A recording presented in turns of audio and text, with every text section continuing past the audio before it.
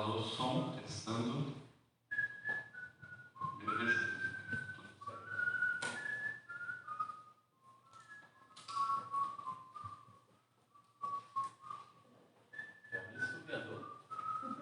Subiu para bolacha, mais para bolacha. Você subiu para bolacha.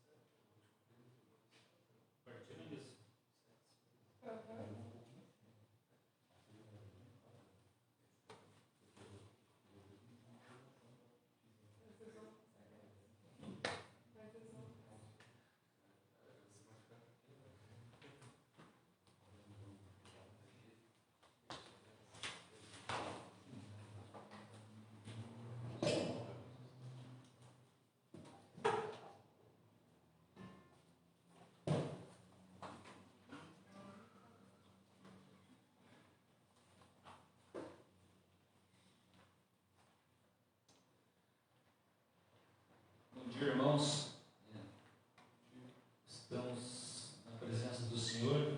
Queremos dar bom dia aos irmãos que estão em casa nos ouvindo pela live. Que Deus esteja abençoando e fortalecendo a vida de cada um de vocês, edificando as nossas vidas através do louvor e também através da palavra que vai ser ministrada nessa manhã. Eu quero ler apenas alguns versículos do Salmo 34, que diz assim, no verso 7: O anjo do Senhor acampa-se ao redor dos que o temem temem e o livra. Ó, provai e vede que o Senhor é bom. Daí o 15 diz: os olhos do Senhor repousam sobre os justos e os seus ouvidos estão abertos ao seu clamor. Amém. Que Deus abençoe, que nos fortaleça, que renove as nossas forças. Também aceite o nosso louvor, a nossa adoração, como prestar nessa manhã tão bonita que Ele nos deu, para que nós o servíssemos com alegria. Amém?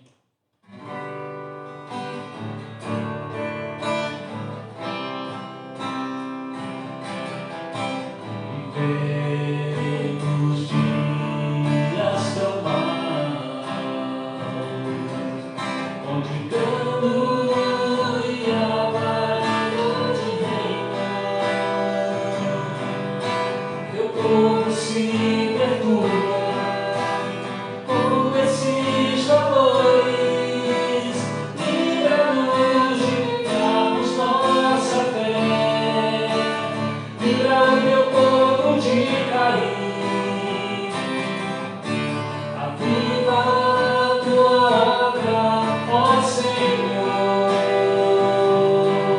e faz-a conhecida, mesmo que custe a vida. Usa-me com graça, ó Senhor. Vivemos dias tão maus, onde o engano e a vaidade reinam. Teu povo se perturba com esses valores. Livra-nos de negarmos nossa fé. Livra o teu povo de cair. Aviva a tua obra, ó Senhor, e faz-a conhecida, mesmo que custe a vida. Usa-me com graça, ó Senhor. Aviva a tua obra, ó Senhor, e faz-a conhecida, mesmo que custe a vida. Usa-me com graça, ó Senhor.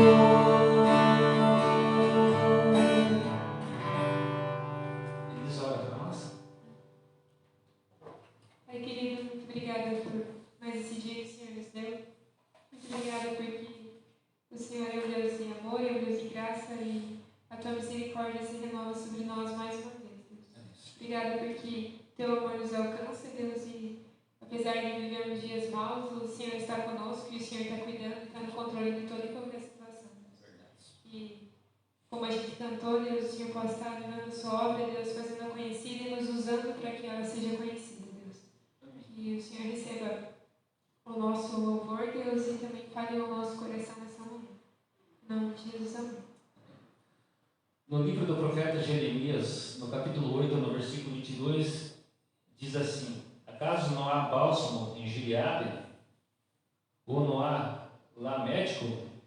Por que, pois, não se realizou a cura da filha do meu povo? Esse cântico é que nós vamos cantar agora, o bálsamo de Gileade.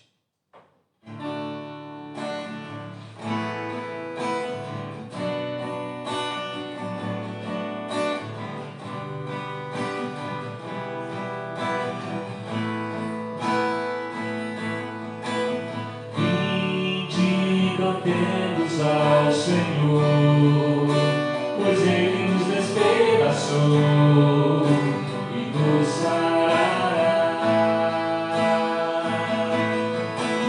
Fez a ferida e ligará, nos revigorará e viveremos diante dele. Há um bálsamo em Gileade, há unção em Gileade, vem sobre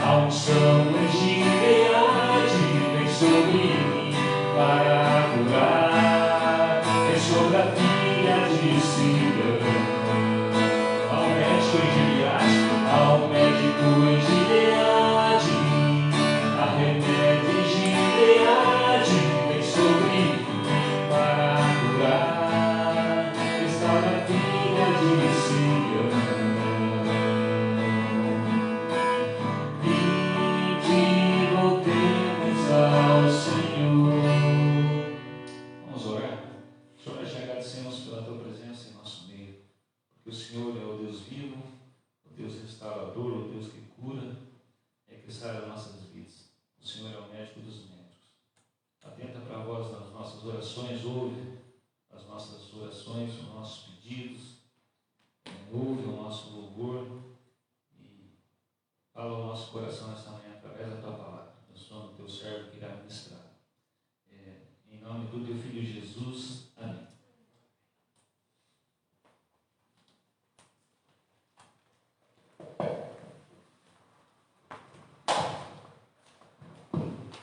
Bom dia a todos que estão em casa, né? Nos assistindo, acompanhando. Assistindo não, né? Assistir, a gente vai num show, assistir um filme e tudo mais. Aqui nós estamos participando juntos, nós aqui, vocês em casa, da administração da palavra, da leitura da palavra, da oração. É uma participação no culto, numa escola de adoração ao nosso Deus e de aprendizado da palavra do nosso Deus. Mas antes de nós darmos continuidade à nossa escola dominical, darmos continuidade à questão de ensino de Apocalipse, nós estamos vendo, estamos no Apocalipse 11, então já pode abrir a palavra do Senhor, é Apocalipse capítulo 11, é o que nós estamos estudando. Mas antes de nós fazermos essa leitura, antes de nós fazermos essa meditação na palavra do Senhor, nós vamos fazer mais uma oração. A igreja presbiteriana tem já há algum tempo feito uma corrente de oração, corrente no sentido de a igreja estar participando em horários diferentes, em momentos diferentes, para que o dia todo possa ter um momento de alguém da igreja orando ao Senhor, clamando ao Senhor pelas vidas das pessoas que estão se indo com o Covid. Algumas são irmãs nossas, irmãos nossos que estão em isolamento, alguns estão acamados, outros estão fazendo testes, algumas pessoas internadas. E nós temos também a igreja, sempre quando a gente pergunta, conversa, sempre tem um conhecido, um parente, um amigo, né? Mesmo não sendo da igreja, mas que está doente, está sofrendo desse mal, o colapso na saúde, tudo mais que nós temos visto e ouvido por aí. A igreja tem clamado ao Senhor, clamado por salvação de vidas, clamado por restauração física, tratamento emocional das famílias, um conforto, uma palavra no coração, para que Deus faça milagre, faça maravilhas, porque Ele é Deus. Nós é que somos limitados. Deus não é limitado. Deus é soberano, onipotente, onisciente. Ele pode todas as coisas. E o nosso papel é crer e clamar pelo milagre, pela ação poderosa do nosso Deus. Gostaria que você fechasse os seus olhos, você que está em casa, nós aqui, para mais uma vez colocarmos toda essa situação, que não só o Brasil, mas o mundo tem vivido. Vamos orar. Pai, nós cremos que o Senhor é Deus. Cremos que o Senhor está no trono, mas não assistindo o mundo. O Senhor está no trono, agindo através do seu Filho, do Espírito Santo, aqui nesse mundo. E o teu reino, Pai, é o reino desse mundo. O teu reino é o reino soberano, porque o Senhor é o Deus soberano. Com essa afirmação, Pai, nós queremos declarar que nós cremos que o Senhor pode fazer tudo o que o Senhor desejar, que sua mão é poderosa e que nada, nem ninguém pode reter a sua mão ou reter a sua palavra. E nós, como igreja do Senhor, nós clamamos, Pai, tenha misericórdia, derrama a tua graça, a tua salvação sobre o povo que precisa ouvir o Evangelho, se converter a Cristo, mas também a restauração física, Deus, dos nossos irmãos e irmãs da fé que estão sofrendo por esse mal.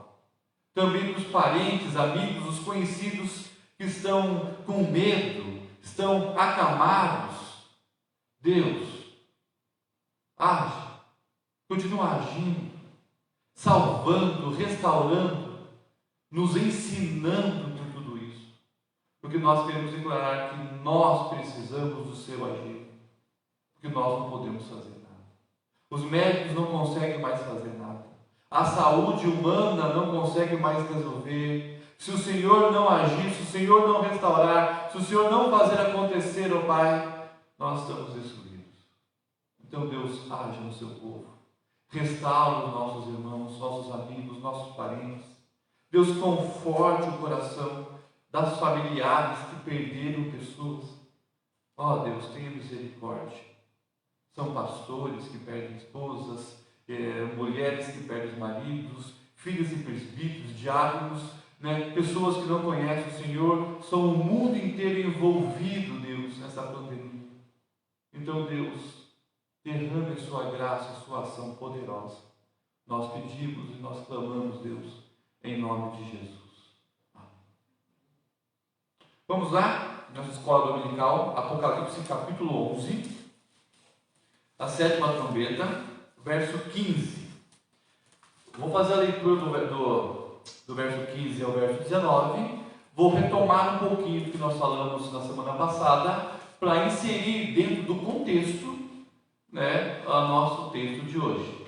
Uma das nossas hermenêuticas, dos princípios hermenêuticos que a Igreja Presbiteriana assume como teologia reformada, é de que o texto não pode ser ensinado fora do seu contexto histórico, cultural e do contexto, que é a perícope onde ele é ensinado. Então, assim, nós temos que, sim, olhar para toda a Bíblia, para ver o que ela fala sobre o assunto, mas, antes disso, olhar para o próprio texto, no seu contexto, aonde o escritor João, o apóstolo, quer chegar, quer falar, quer introduzir esse assunto, já que fala da 7ª trombeta e o fim do mundo. Então, para falar do fim do mundo, temos que entender aonde João quer chegar e por que ele está escrevendo isso. Depois ver o que a Bíblia toda, em sua essência, fala sobre o fim do mundo e os eventos que acontecem no fim do mundo, como o arrebatamento da igreja, a ressurreição dos ímpios, a ressurreição dos irmãos que já partiram com Cristo, terão o corpo, o julgamento final, o livro da vida, o livro que está escrito todas as nossas ações, o galardão, a destruição final, o novo céu, nova terra, o Hades, Sheol, tudo isso que está envolvido dentro do contexto da segunda vinda de Cristo até a destruição final. É um período pequeno de dias, de tempo e de ações, mas que talvez tenha ali muitas doutrinas ou muitos conteúdos temáticos diferenciados, que na verdade vamos trabalhar depois nisso, cada tema, uma escola dominical, não vamos encerrar tudo isso apenas numa aula, ok? Mas vamos fazer a leitura, verso 15 de Apocalipse capítulo 11, diz assim: o 7º anjo tocou a trombeta, e houve no céu grandes vozes dizendo: o reino do mundo se tornou de nosso Senhor e do seu Cristo, e ele reinará pelos séculos dos séculos. E os 24 anciãos que se encontravam sentados no seu trono, diante de Deus, prostraram-se sobre o seu rosto e adoraram a Deus, dizendo: graças te damos, Senhor Deus Todo-Poderoso, que és e que eres, porque assumiste o teu grande poder e passaste a reinar. Na verdade, as nações se enfureceram. Chegou, porém, a tua ira, e o tempo determinado para serem julgados os mortos, para se dar o galardão aos teus servos, os profetas, aos santos e aos que temem o teu nome, tanto os pequenos como os grandes, e para destruires os que destroem a terra.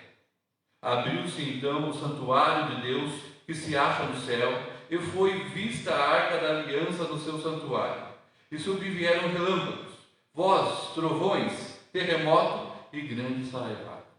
Tá bom até aí. Amados, no capítulo 10, no capítulo 9, no final, nós vemos a narrativa de João falando da 6ª trombeta. O anjo, o 6º anjo, tocou mais uma trombeta. Só uma ênfase aqui, por que trombeta? Essa expressão. No Antigo Testamento, no período das guerras, o povo que era nômade, o povo que saía do deserto, as conquistas das cidades, a construção de Jerusalém, a entrada de Jericó, no período de Josué, Moisés, dos reis, no Velho Testamento, quando se tinha uma notícia a ser contada, tinha de duas maneiras, duas coisas aconteciam, né? Primeiro tinha o evangelista, que é bem do Novo Testamento, mas pela palavra evangelho, o evangelista é aquela pessoa que, quando tinha duas guerras, duas cidades, acabava a guerra, ele estava no campo da batalha, o mensageiro saía correndo até o seu rei, e quando chegava no seu rei, ele chegava gritando, dizendo: trago boas novas, trago boas notícias, ganhamos a guerra. A expressão evangelho ou evangelizar é aquilo ou aquela pessoa que sai correndo na rua até chegar no lugar e dizer: trouxe boas novas, trouxe resultado, trouxe a salvação, que é o nosso Senhor Jesus Cristo. Por isso a igreja é uma igreja evangelista. A trombeta tinha a mesma função. Em muitos dos casos, quando vinha um mensageiro chegando próximo da cidade, o sentinela tocava a trombeta. Significava: temos notícias, temos novidade, o anúncio importante, algo importante vai acontecer. Quando ia ter uma batalha, uma guerra, também tocava para se preparar. É uma notícia, uma informação de que, atenção, cuidado, algo está acontecendo. Pode ser de bom ou de ruim, dependendo do ponto de vista. Aqui, o sexto anjo toca o anúncio de mais algo importante que vai acontecer. O sexto. Depois chega o sétimo anjo para tocar a sétima trombeta, que é o de hoje. Mas entre a sexta e a sétima trombeta, ou seja, na sexta, os acontecimentos pré-finais, para o julgamento final, para o fim do mundo, que é a sétima, João dá uma revelação de algumas coisas no interlúdio da sexta para a sétima trombeta, do anúncio de algo maravilhoso que vai acontecer. Ele dá uma paradinha na revelação e mostra algumas coisas relacionadas à igreja. A sexta trombeta é o anúncio da ação destruidora de Deus julgando o pecado e esse mundo. Mas a sexta nós já vimos que ainda há tempo daquelas pessoas que não se arrependeram e não conheceram e se entregaram a Jesus, ainda se arrependem. Na sétima, isso não terá mais oportunidade. As pessoas não terão mais chances, porque a igreja já foi. O arrebatamento aconteceu. E é o julgamento final. O sétima trombeta é o julgamento final. Então, da sexta, que tem chance de ser salvo, a sétima, que acabou a chance de ser salvo, na sexta, a igreja tem um papel fundamental. E no capítulo 10, nós vimos lá nos versos iniciais, do verso 1, do verso diante ao verso 11, nós vemos assim que Deus dá uma visão a João sobre o livro. O anjo forte com o livrinho na mão. E na revelação, nós vemos assim que Deus mandou João pegar o livrinho e comer. E esse livrinho era doce como mel, mas amargo no final. Isso falava do papel. Então, João está dizendo que na sexta pré-destruição, ao julgamento final, nesse período que é hoje, a igreja tem um papel de pregar o Evangelho, que é o poder de Deus para a salvação daqueles que creem. É a palavra poderosa de Deus que fez o universo, que faz a salvação e que destruirá todas as coisas. A igreja aqui, então ele dá ênfase que a igreja recebe o poder de Deus, que é a palavra, e a função da igreja é pregar. E vimos que amargo porque o Evangelho traz salvação, doce porque o Evangelho traz a salvação, amargo porque traz a condenação de quem não crê, mas doce porque ela nos salva e nos aproxima de Deus, mas amarga porque as pessoas passam a nos perseguir e odiar, nos rejeitar por causa do Evangelho.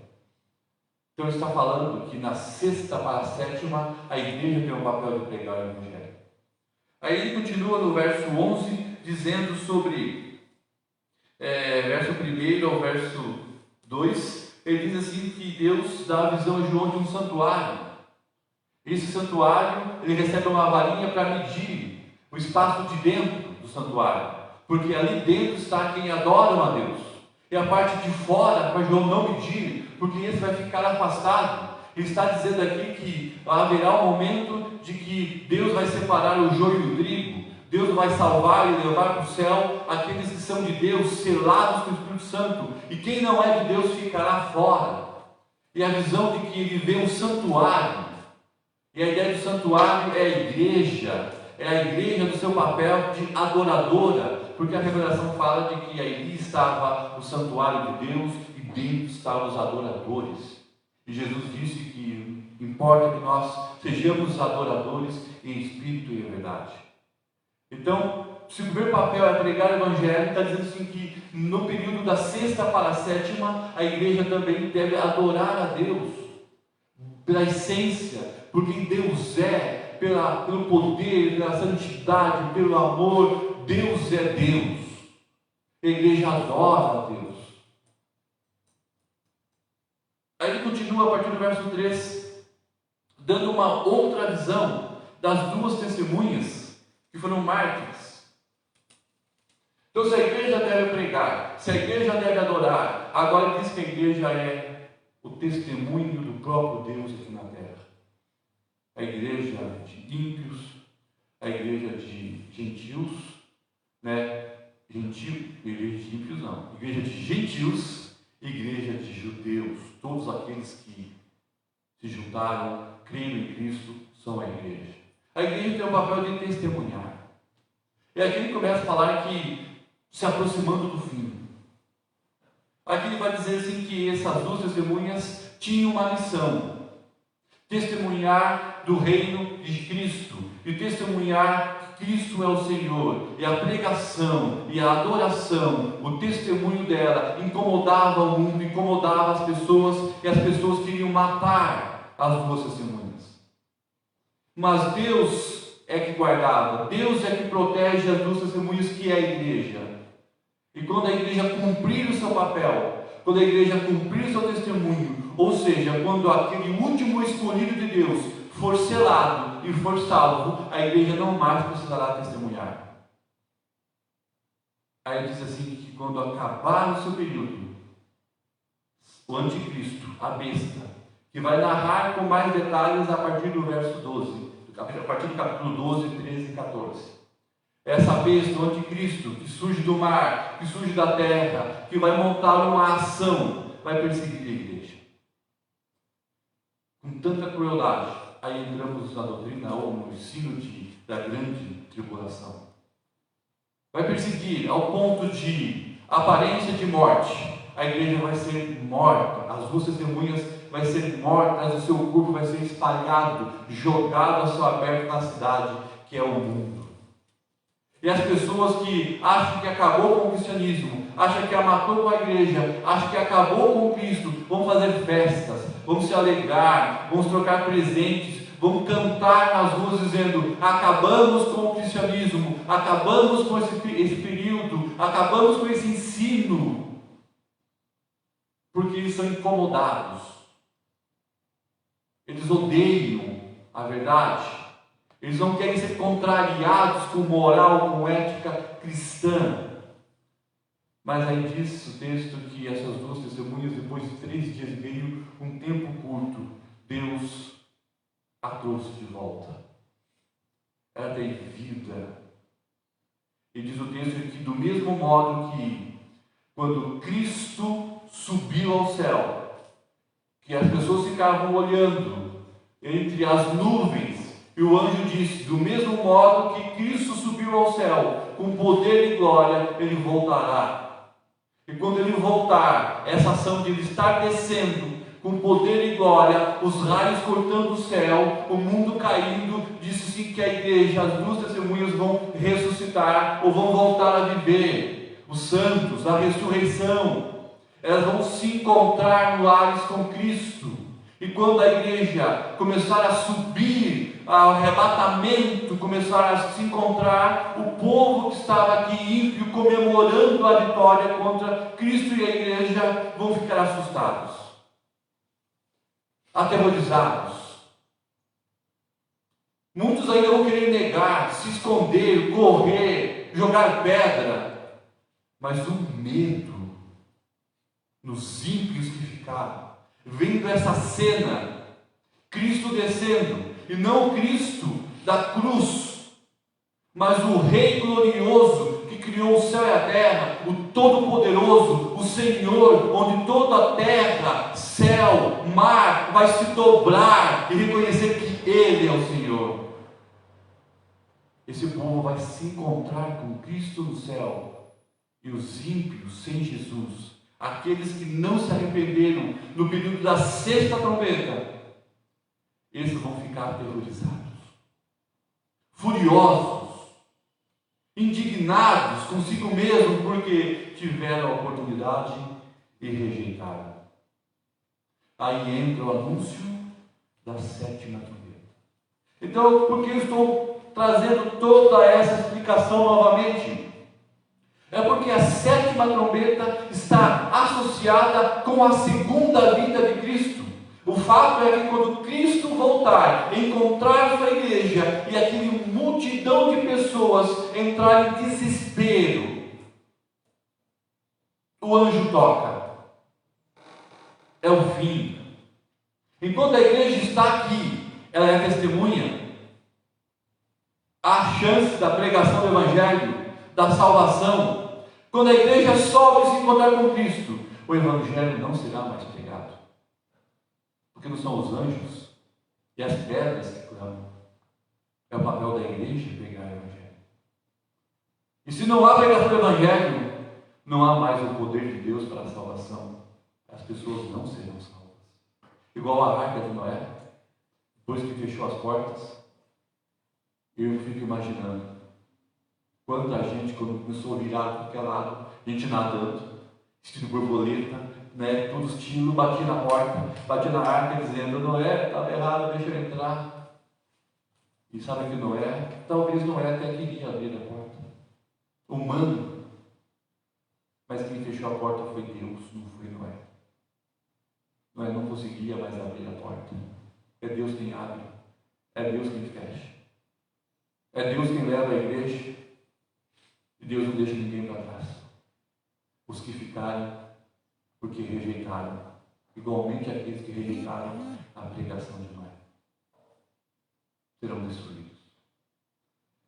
Nesse contexto, entre a igreja subir, Cristo descer, o desespero, toca a sexta trombeta. Vamos novamente ler o verso 15. Diz assim: o sétimo anjo tocou a trombeta. Houve no céu grande voz dizendo...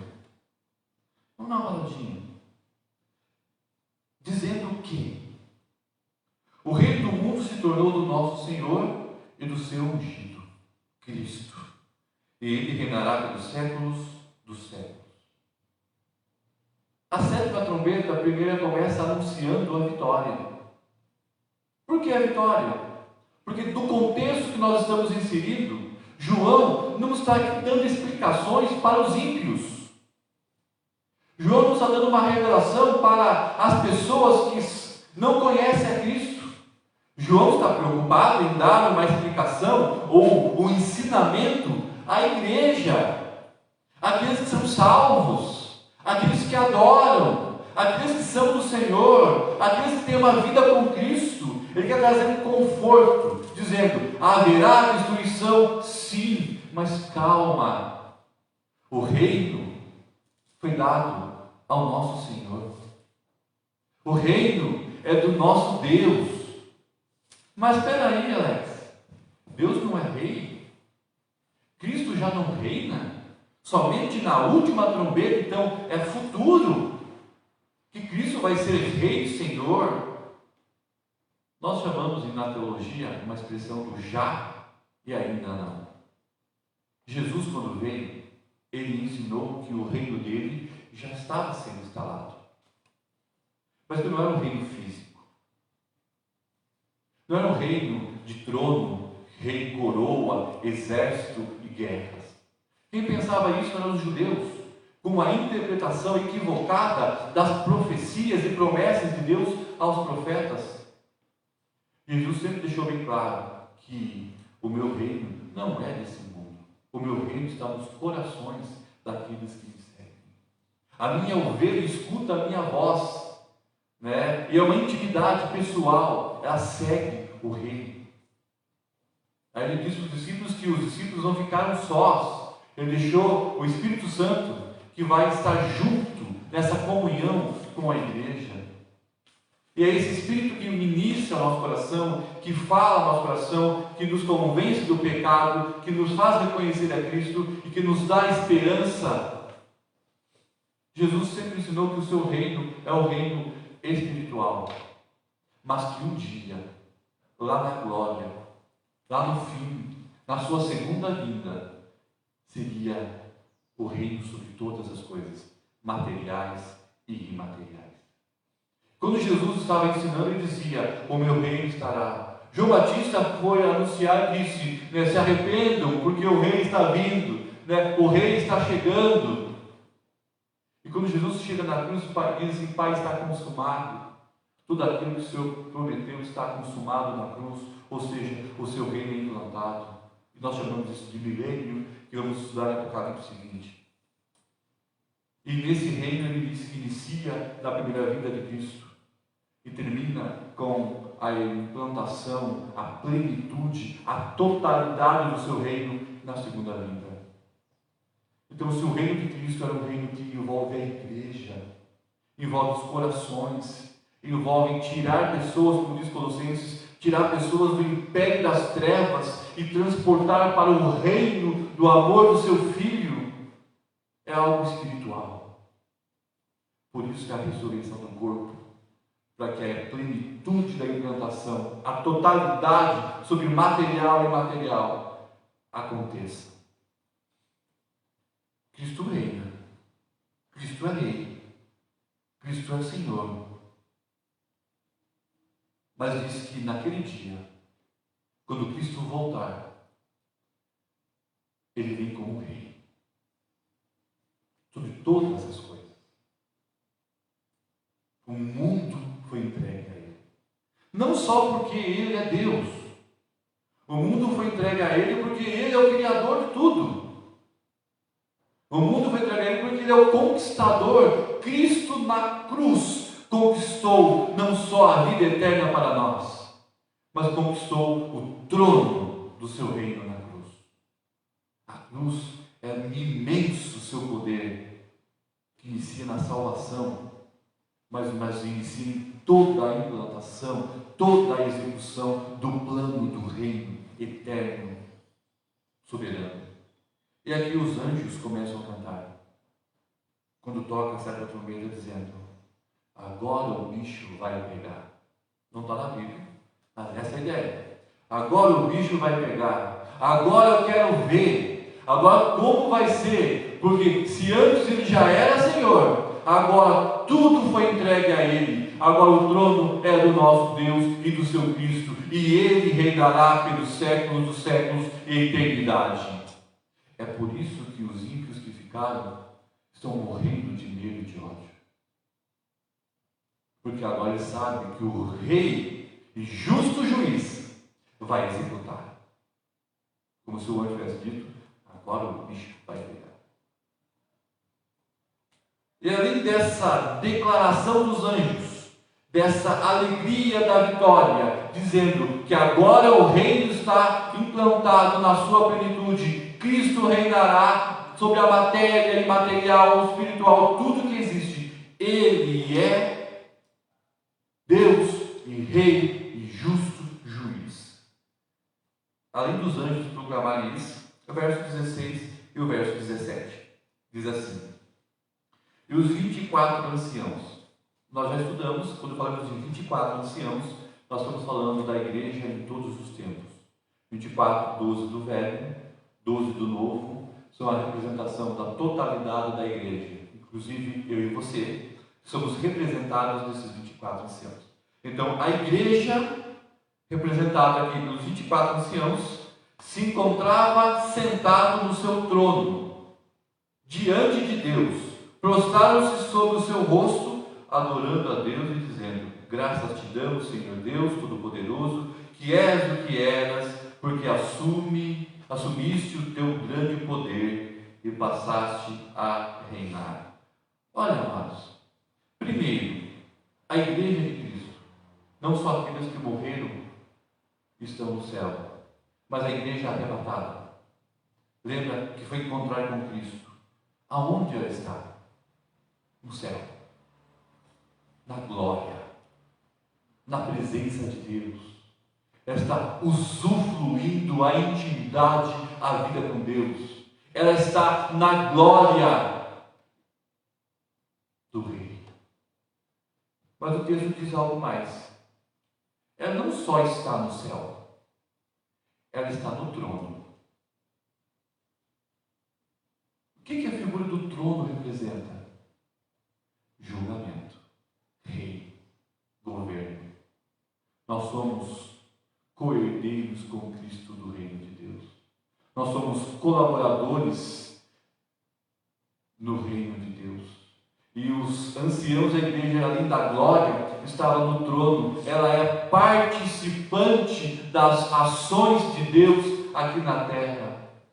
E nós vimos em Apocalipse 10, verso 1, que diz assim, de que quando o anjo toca, o anjo fala, sabe o que acontece? Uma voz que sai do tabernáculo e do lugar do incensário, ou do lugar da presença de ouro, que estava na presença de Deus, que é as orações do povo. E por causa das orações do povo, as coisas começam a acontecer. E diz assim que na presença de Deus nenhuma oração se perde, porque as nossas orações como igreja do Senhor, o povo de Deus, contribuem e colaboram na ação dos fins dos tempos. A igreja é coparticipativa. A igreja não está no céu assistindo. Como eu disse no começo, nós não assistimos culto, assistimos um filme. Nós participamos de uma adoração a Deus. E no céu nós não vamos ficar assistindo, sentado. Nós vamos participar do trono de Deus. A igreja está ativa no céu. A igreja não é passiva. A igreja está envolvida. E na trombeta aqui dizendo que aqueles que estão lá no céu com Deus estão participando da implantação total desse reino de Cristo. Eles estão clamando. Eles estão afirmando algumas verdades básicas. Quais são essas verdades básicas? Primeiro, reconhecendo que Deus é todo-poderoso e é eterno. Graças te damos, Senhor Deus todo-poderoso, que eras, que é e que assumiste o teu grande poder e passaste a reinar eternamente sobre tudo que existe. Ele é Deus, Rei. Depois eles vão dizer assim, no verso 16 e 17, que prostrados adoraram a Deus, clamaram que Ele é todo-poderoso, que Ele é eterno e que Ele é Rei sobre todas as coisas. A igreja é do Cristo conquistador. Até agora, vejam bem, verso 15, 16 e 17, o que João está dizendo para a igreja? Uhul! Se alegre, igreja. O bicho vai pegar, vai. Mas nós estamos com o Senhor. Somos do Senhor. Vamos participar com o Senhor. A intenção de João aqui não é aterrorizar os ímpios, porque ele escreveu para os ímpios. Era animar a igreja. Que igreja que é essa? Talvez a igreja que estava já cansada de esperar, porque já havia muitos anos que Cristo prometeu que ia voltar. Nesse sentido que Paulo, Pedro, escreve sobre a segunda vinda de Cristo em Tessalonicenses, em Coríntios, dizendo que ele vai voltar. Pedro escreve bem claro sobre o juízo final. E quando Pedro escreve, está dizendo assim, como diz muitos falsos profetas, dizendo: será que Cristo vai voltar mesmo? Cadê esse Jesus? Porque o tempo passou. E Pedro vai dizer: ele vai voltar. Se prepare. E João está fazendo a mesma coisa, mostrando: Ai, que bom ser igreja. Que bom ter Jesus no coração. Mesmo naqueles dias, que bom. Porque nós estaremos no trono, na glória, na presença de Deus, reinando por Ele.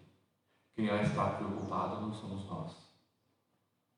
Aí eu digo para você de casa que está nos assistindo, participando do nosso culto, da nossa aprendizagem, se você não se rendeu a Cristo, você vai estar naquele grupo de risco do inferno, preocupado. Mas se você já tem Jesus no seu coração, fica tranquilo. Não vai ser uma pandemia que vai destruir. A pandemia pode destruir o nosso corpo, mas nós estaremos no céu, no trono da glória de Deus. Então não perca tempo. Viva uma vida com Deus, com Cristo. Porque não só nesse mundo, mas a eternidade está em jogo. Mas entramos aí para o verso 17 e 18. Verso 18.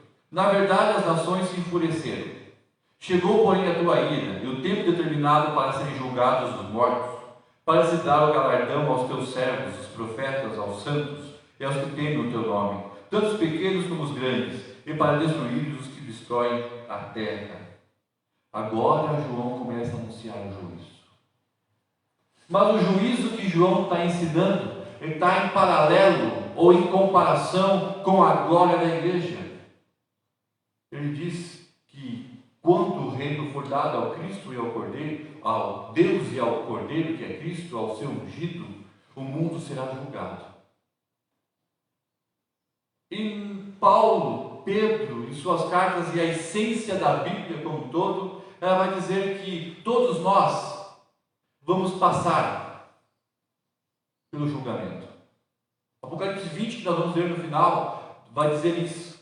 Que todos nós vamos chegar perante Deus, na presença de Deus, e lá vai se abrir um livro, que é o livro da vida, e lá vai se abrir vários livros, e nesses livros a sua história e a minha história está escrito. E nesse julgamento, quando Deus, do seu trono, chamar todos, pequenos e grandes, ímpios e justos, que morreram um dia, ou a igreja que foi arrebatada antes de estar no trono da glória, vai sentar e encarar Deus face a face. E vai abrir o livro, e vai procurar o seu nome no índice, e vai achar seu nome lá, porque ninguém vai deixar que está escrito. E nesse livro vai estar todas as suas ações, inclusive aquela vez que você ouviu o Evangelho e você disse não para Jesus. Ninguém vai dizer não sabia. E por causa dessas obras, dessa rejeição, inferno e sofrimento. E Deus vai olhar o outro livro da vida. Não que precisa olhar, que essa é uma simbologia, uma alegoria, dizendo assim que Deus sabe todas as coisas, mas é como se tivesse um livro de registro, e o livro do céu, lá no lugar da morada que Cristo preparou para você. E João 14 diz assim, que eu vou lá preparar um lugar na casa do meu Pai, voltarei e buscarei você. E lá tem o endereço do GPS de Deus, dizendo, rua tal, número tal, lote tal, casa tal, mora o Alex, o Tiago, o João, o Joaquim, a Maria, tudo mais. E ele vai olhar no livro da vida e vai dizer, está aqui o teu endereço, está aqui o teu nome, você pode entrar. Mas o seu nome está no primeiro livro, do pecado, e não no livro da vida. O seu GPS vai mandar para um lugar com fogo eterno e sofrimento. Ele está dizendo assim, no verso 18, que as nações se enfureceram quando viram a igreja ser arrebatada, porque elas sabem que serão julgadas. E ao mesmo tempo que Deus vai julgar mortos e vivos, agora vivos, porque mortos e vivos é uma concepção nossa. Deus vê todos vivos, vivos no inferno, sofrendo eternamente, vivos no céu, usufruindo das grandes coisas do reino de Deus. Diz que serão julgados. E ao mesmo tempo que para uns vai ter lá a condenação, para a sua igreja, os justos em Cristo receberão galardão, presentes do céu. Então, ao mesmo tempo que ele condena, ele traz conforto. Ao mesmo tempo que ele manda para o inferno, ele leva ao céu. Ao mesmo tempo que ele julga o ímpio, ele julga o justo. Mas o destino e o benefício final são diferentes. É isso que João está dizendo. Não se preocupe, igreja. Todos serão julgados. E quando Cristo implantar o seu reino, quando a sua vinda, ele vai julgar. E o julgamento é diferente. Isso aterroriza os ímpios. Isso aterroriza as pessoas que não conhecem a Deus. O galardão nós vamos estudar no outro dia, tá bom? Você deve ter perguntado em casa. O que é esse galardão, Alex? Vai ter distinção de bênçãos no céu? Se vai ter inveja? Nós vamos estudar isso num outro momento. Arrebatamento específico no outro momento. A segunda vinda de Cristo no outro momento. O juízo do seu trono no outro momento. O que João está dizendo aqui é que isso vai acontecer e que é bênção para a igreja, punição para os ímpios. Verso 19. Abriu-se então o santuário de Deus que se acha no céu, e foi visto a arca da aliança no seu santuário, e sobrevieram relâmpagos, vozes, trovões, terremotos e grandes saraivada. Aqui está dizendo assim de que quando começou esse julgamento, quando começou toda essa separação do joio e do trigo, ele diz que abriu e viu o céu, no santuário de Deus, se abrindo, e nela estava a arca da aliança, e saindo vozes, trovão, barulho, relâmpago, terremoto, e as coisas começaram a acontecer. Aqui revela duas coisas. Primeiro, a intimidade da presença e da aliança que nós temos com Deus. Deus é o Deus da aliança. Tem uma música, Deus da aliança, Deus de promessa. Esse é o nosso Deus. A arca é a arca da aliança. É a arca da presença de Deus. É a arca que foi deixada ao povo de Israel antigamente para conduzir o povo na presença de Deus. Aonde estava a arca, ali estava Deus. Onde a arca ia, ali tinha vitória. Santuário, intimidade. Aqui está falando do papel da igreja, que vai estar em intimidade. Sabe por quê? Por causa da aliança. A igreja não merece, meu irmão, minha irmã, se você acha que você é bom ou boa, se você acha que é querido, santo, perfeito, boas obras, que mereça estar na presença. Não, nós não merecemos. Deus só leva a sua igreja para o céu, sabe por quê? Porque a sua palavra da aliança e o que ele fala acontece. Ele prometeu que por causa de Cristo, quem cresce teria a vida eterna e não iria perecer. Ele cumpre a sua palavra, então ele nos leva para a intimidade por causa da aliança. Porque ele garante o cumprimento da sua palavra, não somos nós somos falhos. Mas ao mesmo tempo que ele fala dessa aliança, ele fala que algumas coisas começam a acontecer. Começam a destruição. Relâmpagos, trovões, terremoto e grande saraivada. Como diz, o bicho vai pegar. Só que ele revela os detalhes desse o bicho vai pegar. Ele revela os detalhes desse destruição do mundo. Ele revela que agora como vai ser a destruição, como os filmes passam, chovendo fogo do céu, a terra se abrindo, a estrela caindo no mar, essas coisas apocalípticas que os filmes passam. Bem, aqui ele não revela ainda esses detalhes. Sabe por quê? Como nós desde o início falamos, João revela Apocalipse em alguns ciclos. Ele conta a mesma história 7 vezes. E cada vez que ele conta a história, ele vai inserindo detalhes de informação, ampliando o conhecimento. Primeiro ele diz, é isso. Depois a segunda ele diz, é isso e mais isso. Terceira vez, isso. E aqui ainda não é a 7ª narrativa. Então ele só está informando a igreja que vai haver no fim. Cristo vai voltar, o reino vai acontecer, terá o galardão, terá o juízo final e muitas coisas vão acontecer. E daqui para frente ele vai dizer: saraivada e saraivada vai cair sobre a terra. Mas, adeptos, o que é isso?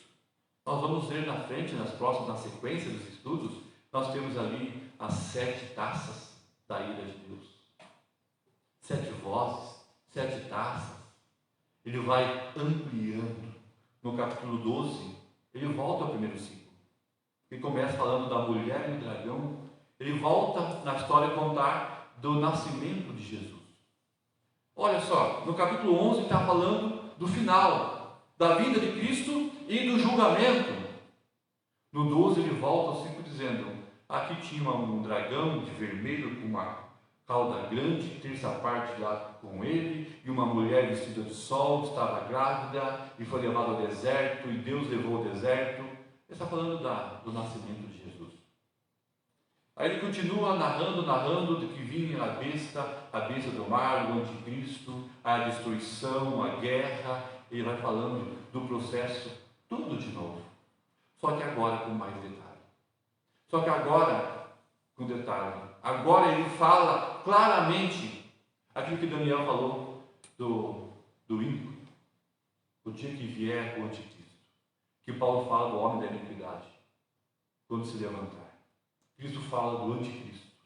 Agora, do capítulo 12 para frente, ele vai falar mais claramente, dizendo: agora veio o anticristo, agora surgiu a besta, a meretriz, a grande Babilônia. Caiu a Babilônia, caiu a meretriz e Cristo veio.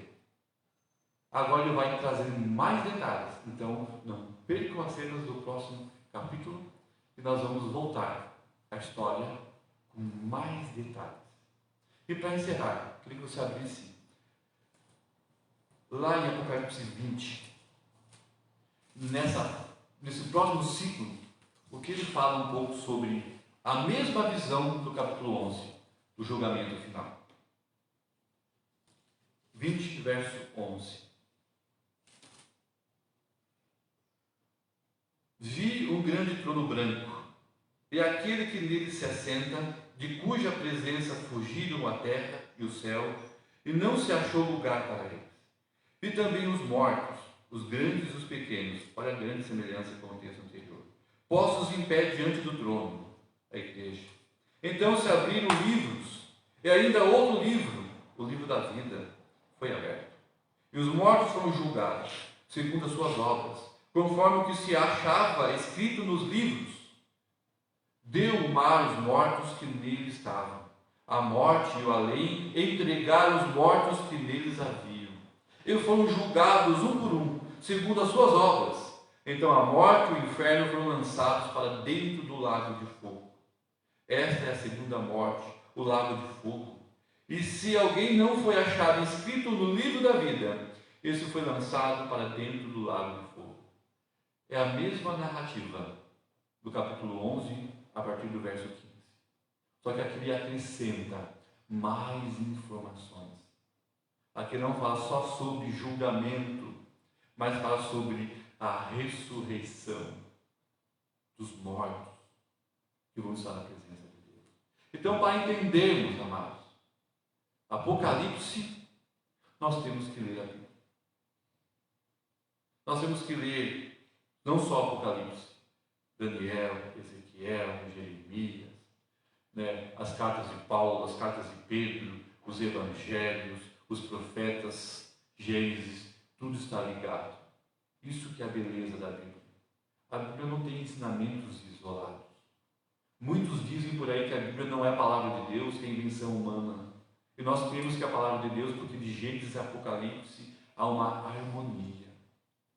Gênesis e Apocalipse, ela vai contando a história, se entrelaçando com detalhes, dizendo a mesma coisa, que Cristo vai voltar, e que o julgamento vai acontecer, e que você não vai ter para onde fugir. Aquela frase teológica, o bicho vai pegar. Querendo ou não, gostando ou não, aceitando ou não, achando justo ou não, você vai encarar Deus? Bem, o que vai estar escrito lá depende muito da tua resposta aqui. Na verdade, escrito lá, a tua resposta aqui, estão estritamente ligados e relacionados. Se está lá, você vai dizer sim. Se você não dizer sim, você não estará lá. Estou falando de céu, inferno, julgamento final. Para onde você vai? Eu sei para onde eu vou. Para onde você vai? Vamos orar? Vamos fechar os nossos olhos? Pedir para o pessoal do louvor cantar mais uma música depois. Pai querido, nós agradecemos, Deus, por essa palavra, encerrando o capítulo 11, esse ciclo que fala do fim, e Deus, também entramos num novo ciclo, sobre contar a mesma história com detalhes, da vinda de Cristo, a segunda vinda e o julgamento final, que é o milênio, que é esses 1000 anos não literais que o Senhor reina espiritual, e que vai implantar no final disso, o seu reino eterno. Obrigado, Deus, porque nós somos igreja. Obrigado, Deus, porque nós somos selados. Obrigado, Deus, porque nós já respondemos positivamente o Evangelho. Obrigado, Senhor, porque o Senhor usou de graça, nos salvando, nos garantindo o céu, o trono e a glória do céu. Obrigado, Senhor. Que o Senhor possa, sempre como o Senhor fez com João e sua igreja, aquecer o nosso coração, nos prepararmos, estarmos ansiosos pela vinda de Cristo, porque nós estaremos num lindo lugar, que é o reino do seu amor.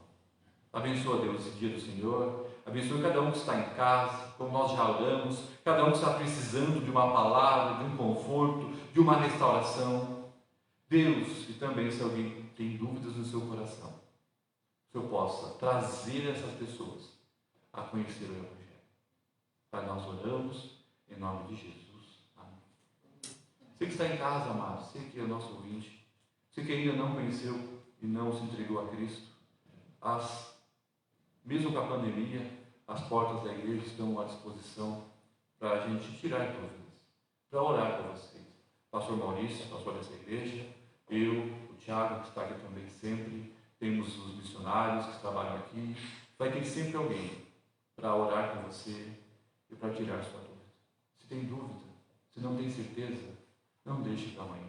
Procure uma orientação do poder de Deus, que é a palavra, para que algo mude na sua vida.